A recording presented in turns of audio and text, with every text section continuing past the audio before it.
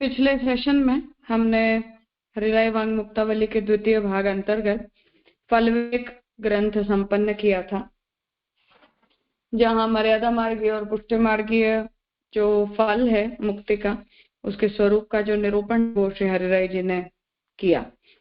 अब आगे भगवत शास्त्र निर्णय इस ग्रंथ को हरिराय जी लिख रहे हैं, जहां आपने जो शास्त्र हैं उनके सिद्धांतों का निर्णय जो है वो कंपाइल यहाँ किया है। जीवोस्मि लीला कृति सिद्धि सृष्टो देहो मित्यन्वयोग्य बुद्धि सर्वेश आनंदमयोत्र सिद्धः साकार रूपो खिल साधकस्तम। विविध प्रकार की लीला की सिद्धि करने के लिए आपके द्वारा सर्जित मैं जीव हूँ, मैं देह हूँ। इस प्रकार देह के अन्वय संबंध से बुद्धि हुई है। आप तो सर्व के स्वामी आनंदमय साकार रूप वाले सर्व वस्तु को सिद्ध करने वाले के रूप में यहाँ सिद्ध हो।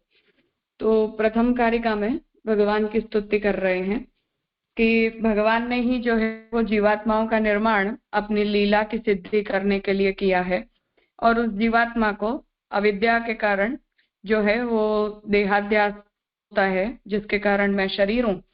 इस प्रकार हमें अपने शरीर के संबंध से आत्मा के विषय में बुद्धि होती है। भगवान जो है वो तो हम सभी के स्वामी हैं, आनंदमय हैं, साकार रूप धारण करने वाले हैं और सभी वस्तु को यहाँ सिद्ध करने वाले हैं। त्वां भक्त गोप्ता रमखंड लीला कर्तारम अज्ञान तमोपहारम सारम नराकारम अनंत रूपम आनंदमात्रम हरिवाश्रयामि। भक्तों की रक्षा करने वाले, अखंड लीलाओं के कर्ता, अज्ञान रूपी अंधकार का नाश करने वाले, तत्व रूप नर के समान आकार वाले, अनंत जिनके रूप हैं ऐसे आनंद मात्र, सर्व दुख हरता, ऐसे आपका मैं आश्रय करता हूँ। तो अब हम जैसे जो जीव हैं वो किस तरह भगवान के आश्रित होते हैं, तो वो भगवत आश्रय की यहाँ विज्ञप्ति कर रहे हैं कि भगवान जो है वो अपने भक्तों की रक्षा करने वाले हैं और इस सृष्टि में अनेक प्रकार की लीलाओं को भी प्रकट भगवान ही करते हैं। हम जैसे जीवों को भगवत स्वरूप के विषय में या अपने ही स्वरूप के विषय में जो भी अज्ञान प्रकट होता है, इस अज्ञान की निवृत्ति भी जो है वो भगवान के कारण ही होती है। भगवान भी जो है वो मनुष्याकृति विविध प्रयोजनों से धारण करते हैं, और इतना होने के बावजूद भी भगवान कोई एक रूप से बंधित नहीं है, परंतु अनंत रूपों वाले हैं। ऐसे आनंद मात्र और सभी के दुखों को हरने वाले जो भगवान हैं, उनका हम जैसे जो जीव हैं वो आश्रय लेते हैं। अखंड शब्दात्मक रूप विष्णुना सर्वार्थ देन स्वमुखार्थ के संसार दावा नल धूम योनिना श्री कृष्ण नामात्मतमस्तरिष्ये। अखंड वेद स्वरूपात्मक तथा व्यापक सर्व अर्थों का दान करने वाले, अपने मुखारविंद रूप अर्थ वाले, संसार रूपी वन को जलाने के लिए धूम योनि अग्नि स्वरूप श्री कृष्ण के नाम से आत्मा के अंधकार अज्ञान को मैं तर जाऊंगा। तो यहाँ हरिराय जी जो है वो ये विनंती कर रहे हैं कि भगवान जो है वो जो वेदादि हैं उनके ही स्वरूप में भगवान ही रहे हुए हैं, और व्यापक जितने भी पदार्थ हैं उन सभी को भगवान देने वाले हैं, और मुखारविंद रूप अर्थ वाले मतलब वेद जो है वो भगवद वाणी रूपा है, उसी के ज्ञान से हमारा संसार रूपी जो अज्ञान है वो निवृत्त होता है, तो उसे भगवान जला देते हैं। और ऐसे अग्नि स्वरूप भगवान के नाम से हमारी आत्मा के जितने भी अंधकार हैं उन सबको दूर करके और हम इस अविद्या रूपी संसार समुद्र को तर जाएंगे।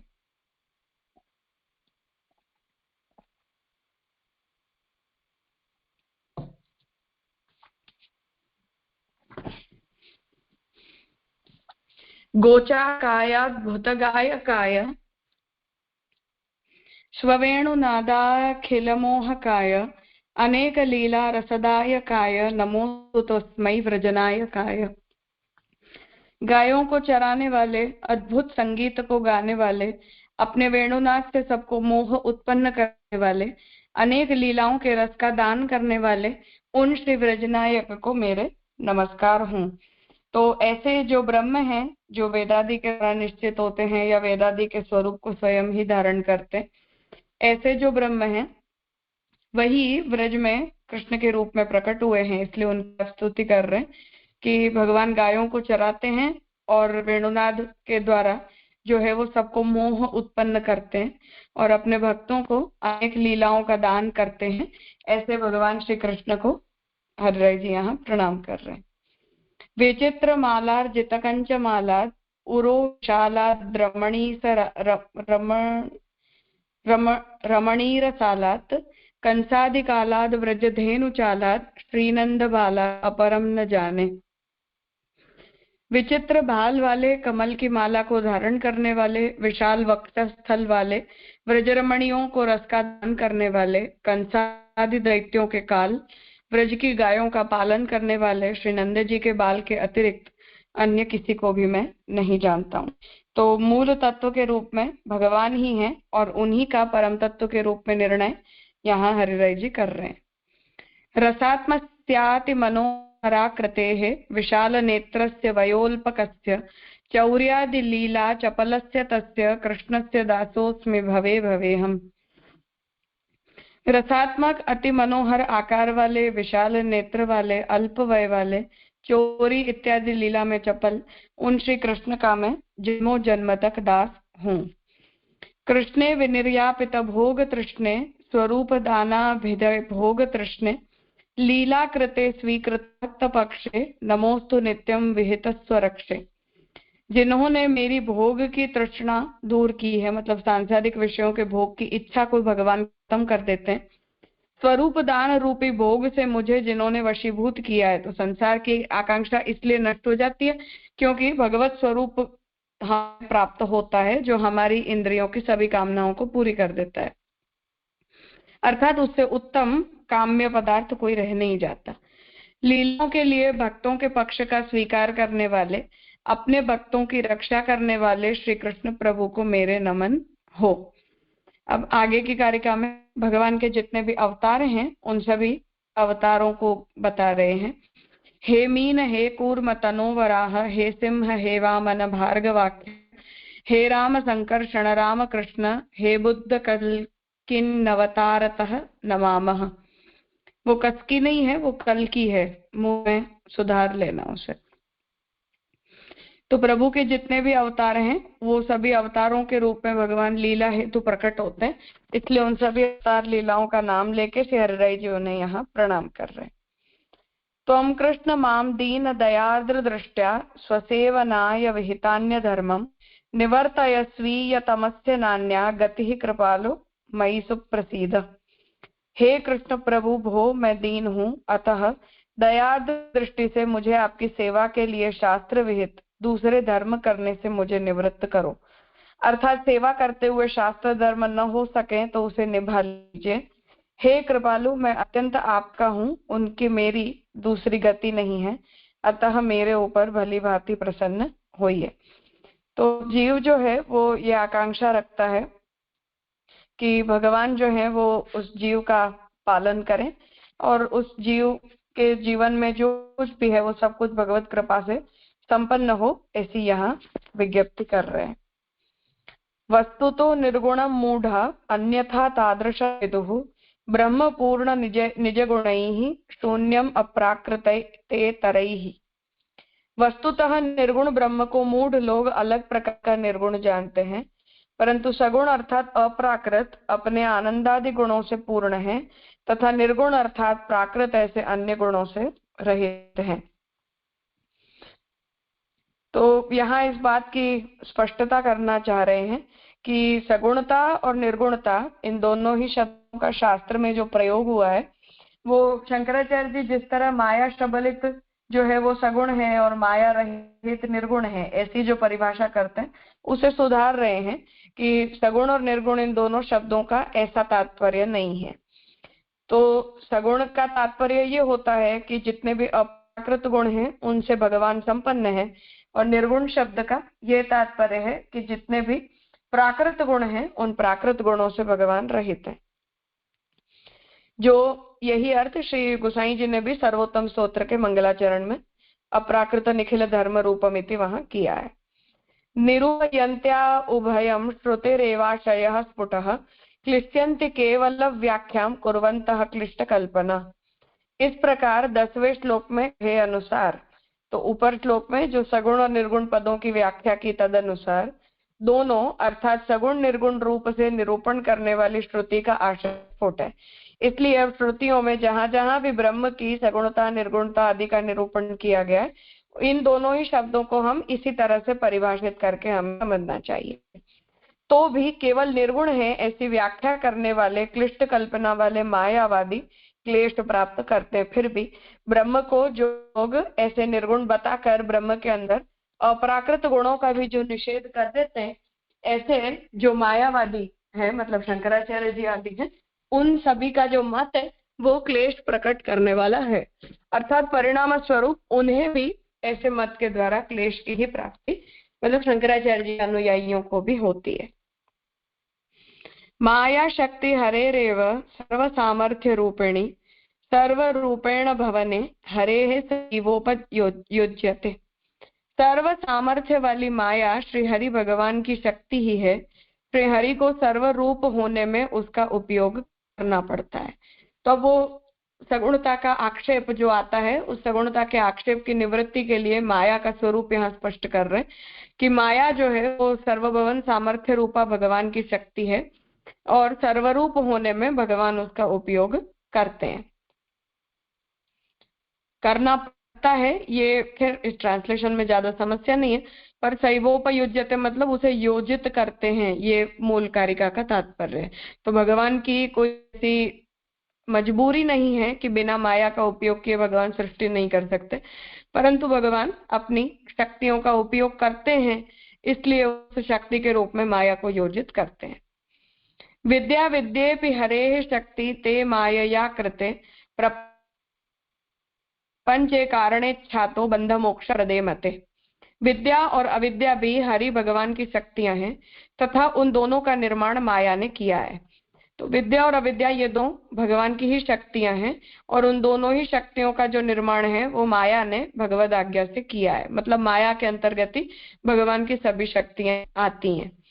ये दोनों शक्तियां जगत में कारण रूप हरि की इच्छा से बंध तथा मोक्ष करने वाली मानी गई है।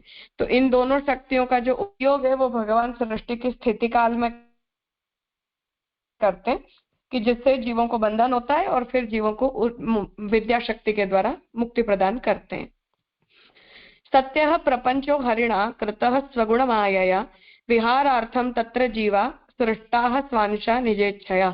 अपनी गुणमयी माया से सत्य प्रपंच अर्थात जगत श्री हरि भगवान ने किया है, वहां विहार के लिए अपने अंश रूप जीवों को स्वेच्छा से प्रभु ने सर्जित किया है।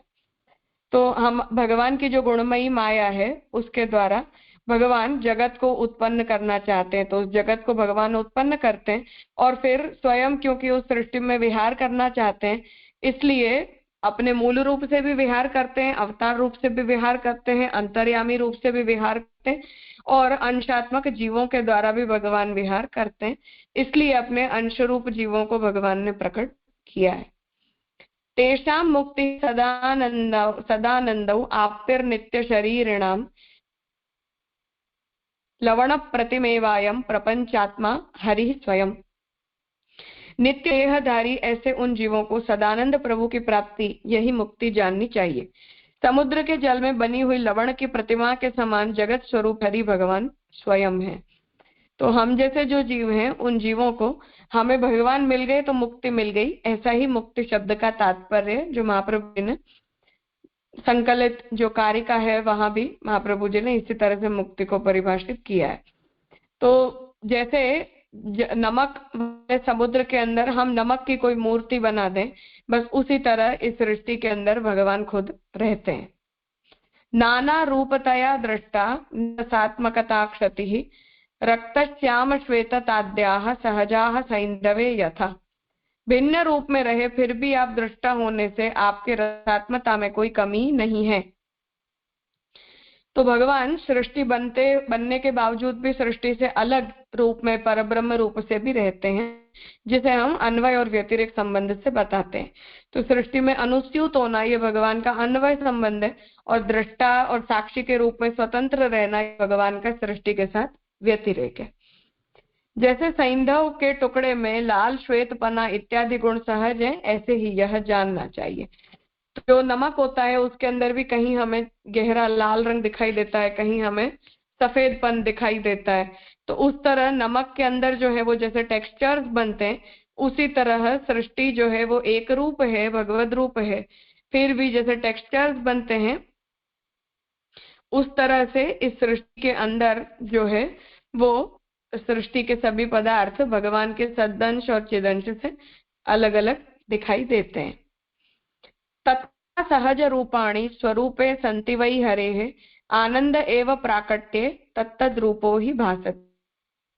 श्लोक में कहा उस प्रकार श्री हरि के स्वरूप में स्वाभाविक रूप है। तो भगवान के स्वरूप में एक स्वाभाविकता है, जिस स्वाभाविकता से भगवान सृष्टि रूप बनते हैं, परंतु प्राकट्य होने पर निश्चित रूप से तत्त प्रकार से आनंदाकार प्रभु भाषित होते हैं। तो भगवान का एक स्वरूप है नारायण रूप होना, कृष्ण रूप होना, जो स्वाभाविक रूप है, पर भगवान जब सृष्टि के रूप में प्रकट होना चाहते हैं तो अपने ही अंदर अनेक रूपों को प्रकट करते हैं, और आनंदाकार भगवान उन रूपों में हमें दिखाई देते हैं। प्रतीकेषु हरेरेवं कर्तव्यः खलु निश्चयः श्रुतिसिद्ध ब्रह्मवादे विद्यमाने कुबुद्धयः मोहमाश्रित्य शास्त्रार्थम् अन्यथा प्रवदन्ति सन्मार्ग मात्र विद्वेषात् एवं तेषां निरूपणम्। प्रभु के प्रतीक स्वरूप मूर्तियों में है, ऐसा पक्का निश्चय करना चाहिए। उसी प्रकार श्रुति सिद्ध ब्रह्मवाद विद्यमान होने पर भी कुबुद्धि वाले अज्ञान का आश्रय करके अन्य प्रकार से शास्त्रों का अर्थ करते हैं। मात्र सन्मार्ग की ओर उनका द्वेष होने से वे ऐसा निरूपण करते हैं। तो जितने भी सृष्टि के पदार्थ हैं वो सब प्रतीक के रूप में भगवान की ही मूर्तियां हैं, ऐसा हमें जानना चाहिए, और यही श्रुति में निरूपित ब्रह्मवाद का भी अर्थ है। परंतु फिर भी मायावाद का समर्थन वाले जो हैं वो अज्ञान का आश्रय करके और शास्त्रों का अन्य प्रकार से अर्थ करके जागतिक रूपों को मिथ्या कहते हैं, पर उनका जो प्रयोजन है वो श्रुति के मूल अर्थ को प्रकट करना नहीं है। अतस्तु भगवत शास्त्रे प्रयते तास्तिको नरः संक्षिप्य सकलम चोक्तम कथनाद उपरम्यते। अतः आस्तिक पुरुष ने भगवान के शास्त्र में यत्न करना चाहिए, ऐसा संक्षेप में सब कुछ कहा गया है तो अब कहना पूर्ण किया जाता है। तो इस तरह श्री हरिराय जी ने जो है वो शंकराचार्य जी किस तरह से माया के अर्थ को विपरीत प्रकट करते हैं और महाप्रभु की दृष्टि से शुद्ध ब्रह्मवाद क्या है, इन दोनों ही पक्षों को यहाँ जो है वो स्पष्ट किया। और स्पष्ट करके और जो टाइटल है यहाँ भगवत शास्त्र निर्णय, तो आपका प्रयोजन जो है वो ये है कि उन भगवत शास्त्रों का जो विपरीत प्रकट किया है उस विपरीत अर्थ को भी बताते हुए संक्षेप में आपने शास्त्र के मूल अर्थ को यहाँ स्पष्ट किया है।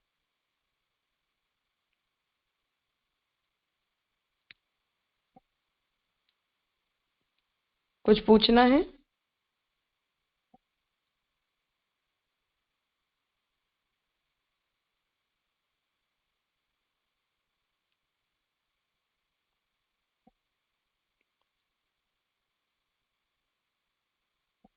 ठीक है, तो आगे का ग्रंथ करते हैं। वाक् चक्षुर मुख्यत्व निरूपणम। अब यहाँ आगे जो है वो वाणी और चक्षु की मुख्यता का जो निरूपण, मतलब प्रमाण व्यवस्था का निरूपण हरिराय जी करने जा रहे हैं। भगवानेव लीलार्थम विश्वमाविश्चकार हि लीला च बंध मोक्षाभ्याम स्वांश जीवेषु वै हरेः। भगवान ने लीला करने के लिए ही निश्चित रूप से जगत को प्रकट किया है तथा हरि के अपने अंश रूप जीवों में बंध तथा मोक्ष से लीला प्रकार की है। तो इस जगत को भगवान ने अन्य किसी प्रयोजन से प्रकट नहीं किया परंतु केवल लीलार्थ प्रकट किया है, और भगवान ने अपने अंश रूप जो जीव हैं उनमें बंध और मोक्ष की दो लीलाएं प्रकट की है। मतलब भगवान उन जीवों के साथ बंध और मोक्ष की लीला के रूप में रमण करना चाहते हैं।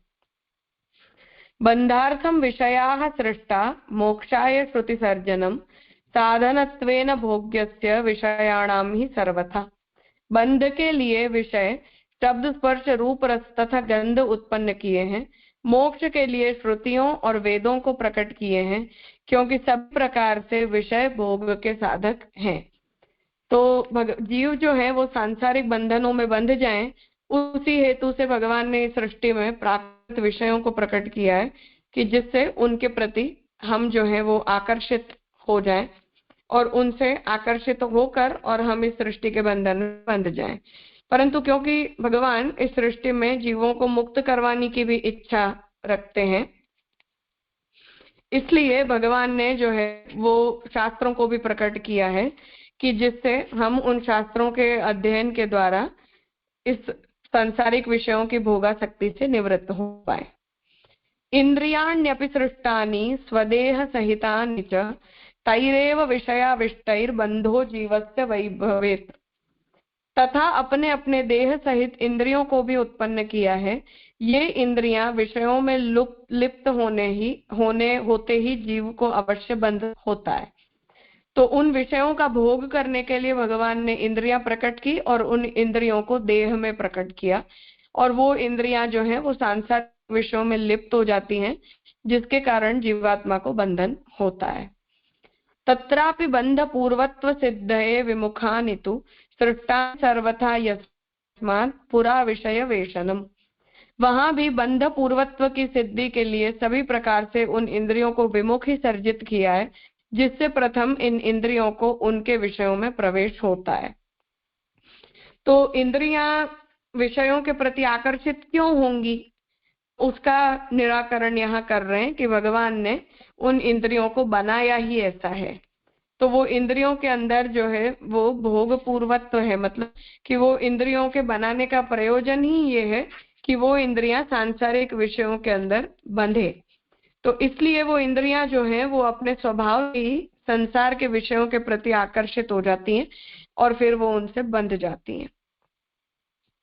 परांचिखानि व्यत्रणार्ध इति श्रुत्यावगम्यते ततो निष्कासनोपायो ज्ञानम व भक्तिरेव वा। परमात्मा ने इंद्रियों को बाहर देखने वाले बहिर्मुख अर्थात बहिर्मुख बनाया है, ऐसा श्रुति के द्वारा जाना जा सकता है। उस बहिर्मुखता में से निकलने का उपाय ज्ञान अथवा भक्ति ही है। तो वो जो इंद्रियां हैं वो अंतर्गामिनी नहीं है, मतलब कि आत्मा की तरफ गति नहीं करती हैं, परंतु अपने शरीर से बाहर के पदार्थों में इंद्रियों की स्वाभाविक रूप से गति होती है। तो ऐसे ही बाहर गति करने वाली, बहिर्मुख शब्द को इस तरह से परिभाषित करते हैं कि जिसका मुंह बाहर की तरफ हो। तो इंद्रियां की जो वृत्ति है वो शरीर के बाहर के पदार्थों के प्रति आकर्षित होती है, और ऐसी जो इंद्रियों की बहिर्मुखता है उसे निवृत्त करने का उपाय ज्ञान अथवा भक्ति है। इस वचन का सोर्स यहाँ बताया है कि कठवल्ली उपनिषद के द्वितीयाध्याय के प्रथम के मंत्र में बतलाया है कि परांचहानि व्यत्रणत स्वयं भूस्मस्मात् परांग पश्यति नान्तरात्मन। स्वयं प्रकट हुए प्रभु ने बाह्य दृष्टि वाली इंद्रियों को उत्पन्न किया है, अतः इस कारण से जीव बाहर की वस्तुओं को देखता है परंतु अंतरात्मा में नहीं देख सकता है। तो वो इंद्रियों को ऐसे स्वभाव के साथ ही भगवान ने प्रकट किया है, इसलिए वो जो इंद्रियां हैं वो अपने बाहर के विषयों को देखती हैं पर अपने अंदर के विषयों को वो नहीं देख पाती हैं। श्रुतौ निरूपितो मार्गो मोक्षाय ज्ञानमेव हि ज्ञाने वैफल्यम अन्येषां मनोमात्र प्रयोजनात्। ज्ञान निश्चित रूप से मोक्ष के लिए है, ऐसा श्रुति में ज्ञान मार्ग का निरूपण किया गया है, परंतु मनोमात्र प्रयोजन अर्थात ज्ञान को भी जो लोग मनोमात्र अर्थात मिथ्या मानते हैं, ऐसे दूसरे मायावादियों को ज्ञान में निष्फलता है। तात्पर्य यह कि अक्षर ब्रह्म की प्राप्ति भी शुद्धाद्वैत ब्रह्मवादी को होती है, मिथ्यावादी को नहीं। तो यहाँ ये स्पष्ट कर रहे हैं कि अब यहाँ ज्ञान मार्ग का भी तात्पर्य क्या करेंगे हम, कि मायावाद की तरह जो ज्ञान का विपरीत स्वरूप है, ऐसे ज्ञान से तो मोक्ष भी नहीं मिलता है, मतलब अक्षर ब्रह्म भी नहीं मिलता है। क्योंकि शंकराचार्य जी जब देह संघात को मिथ्या मानते हैं तो ज्ञान जिन मन बुद्धि के आश्रित होता है वो ज्ञान भी मिथ्या होता है। तो अगर ज्ञान मिथ्या है तो ज्ञान के सभी विषय भी मिथ्या है। इसीलिए शंकराचार्य जी ये कहते हैं कि ब्रह्म का ज्ञान संभव नहीं। इस बात को स्पष्ट कर रहे हैं कि ऐसे लोग जब ज्ञान को मतलब ब्रह्म का ज्ञान प्राप्त करने का जो उपकरण है, उस उपकरण को ही जब मिथ्या मानते हैं तो विषयभूत ब्रह्म भी मिथ्या हो जाता है। इसलिए ऐसे मिथ्यावादियों को तो ज्ञान मार्ग का अनुसरण करने के बावजूद भी जो है वो अक्षर ब्रह्म मतलब पर ब्रह्म तो नहीं मिलते, पर अक्षर ब्रह्म तक की प्राप्ति नहीं हो सकती। तो तात्पर्य यह है कि मोक्ष मार्गी भी अक्षर ब्रह्म की प्राप्ति तब कर सकता है जब उसे शुद्धाद्वैत ब्रह्मवाद की दृष्टि से ब्रह्मवाद का शुद्ध स्वरूप पता हो। तो ऐसा जो शुद्ध ब्रह्मवाद है, ऐसे शुद्ध ब्रह्मवाद के ज्ञान से ही अक्षर प्राप्ति भी हो सकती है। जो मायावाद का ज्ञान है, उस प्रकार के ज्ञान का जो आकार है वो तो न तो परब्रह्म की सिद्धि करवा आज्ञा करना चाह रहे हैं। हाँ नीलेश भाई। जी जी जी जी जी, ये जो थर्ड सेकंड में है ना, भोगस्य विषयाम सर्वथा, सभी प्रकार के विषय भोग के साधक है, ये थोड़ा स्पष्ट नहीं हो रहा है। मतलब कि संसार भोग की जो सिद्धि है वो तो सांसारिक जितने भी विषय हैं उन विषयों के कारण ही तो होती है। तो संसार में शब्द स्पर्श रूप रस गंध आदि जो कुछ भी हैं, इंद्रियां, तन्मात्राएं और तन्मात्राओं के विषय, वो सभी केवल भोग की सिद्धि करवाते हैं। उसके अतिरिक्त उन विषयों का और कोई प्रयोजन नहीं है।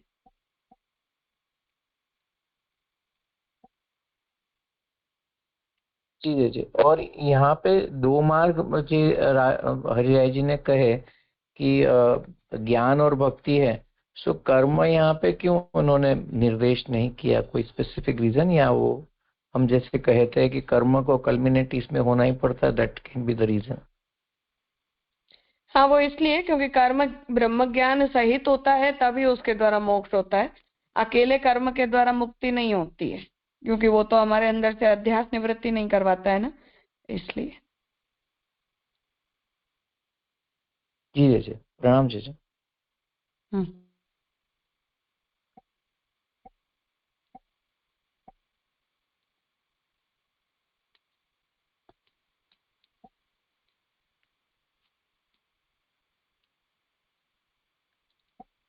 ठीक है, तो आज का विषय यहाँ रखते हैं, आगे के श्लोक कल करेंगे।